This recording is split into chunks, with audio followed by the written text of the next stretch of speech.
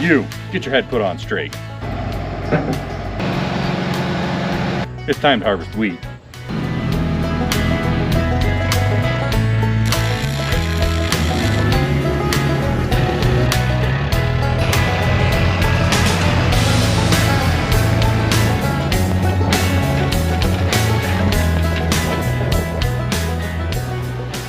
Well, it is the 4th of July and we are using our backup combine to harvest our winter wheat. This machine is a 1978 International 1440 with a very similar vintage 17.5 foot grain header.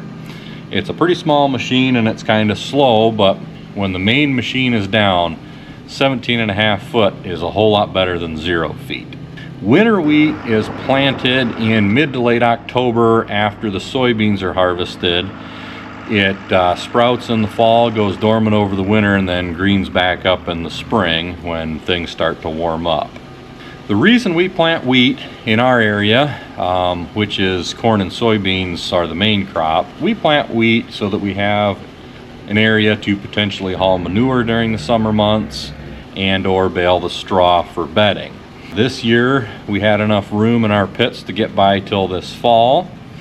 The barn had enough straw in it, so we are harvesting our wheat as quickly as possible.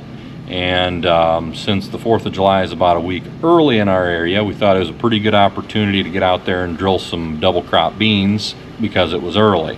There's good moisture in the soil, and so far things are looking pretty good, so we have a pretty good opportunity to have a respectable yield on our double crop beans. The wheat did, in my opinion, excellent. It was 102 bushel to the acre, and that's fence row to fence row. That's none of that bull crap of cherry picking the best acre out of the field that may have been 130 or so bushel and going up to the coffee shop and bragging about that. I go fence row to fence row and do the math on the elevator tickets because that's what you're getting paid for. That's all that really matters.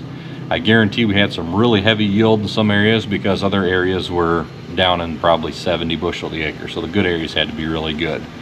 And the straw itself was excellent. There was a lot of straw. We could have made 100 or 110 bale to the acre with that, but we just didn't need it, so we left it there to break down and return the nutrients into the soil. The hopper on this backup combine only holds a little bit over 100 bushel, so it takes quite a few times of filling the hopper and dumping to equal the 700 bushel that it takes to fill up these pairs of wagons. But I just threw all these clips together to be more dramatic or something, I'm not sure. You'll also notice that I'm narrating my own videos. That's because Morgan Freeman hasn't had a chance to get back in touch with me. I'm assuming he's going to be returning my phone call any day now. The wheat itself was testing 15% moisture, which perfect is 13%. But at 15%, they really don't hit you too bad at the elevator and drying charges. And with that rain coming and the fact that we wanted to double crop some beans in, we decided to sacrifice a couple of points and get finished up. Also, when you have a little bit higher moisture, you don't have the head shatter. You don't lose as much wheat at the header when you're trying to pull it into the machine, so you don't lose too much. It isn't too bad. Because of the holiday weekend, the elevator's already closed, but luckily I had enough wagons, trucks, and grain cart and stuff to get all the wheat off, and now we're just running the wagons home to get them out of the field.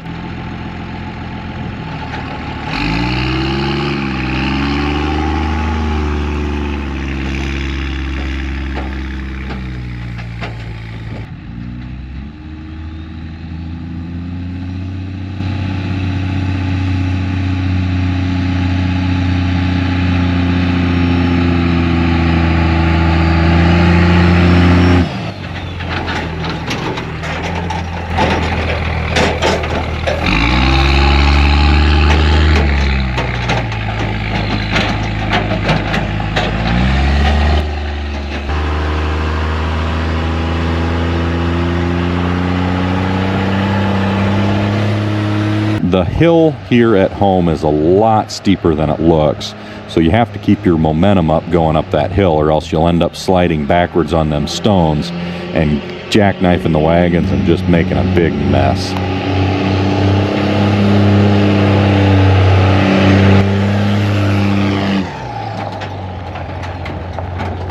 It's now sometime in the following week when I have a chance to run these wagons in, so we're going to take them to the elevator quick.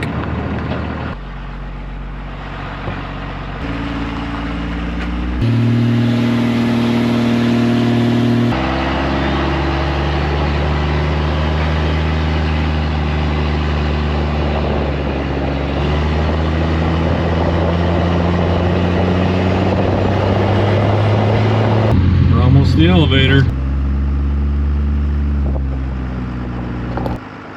The full weight is almost 64,000 and the empty weight is 17,500. Much like my credit score, grain prices have continued to fall over the past couple of years. So we feel very blessed to have a strong wheat crop to help counteract those low market prices. I would like to thank you for watching. I'm sure it wasn't easy, and we'll catch you in the next video.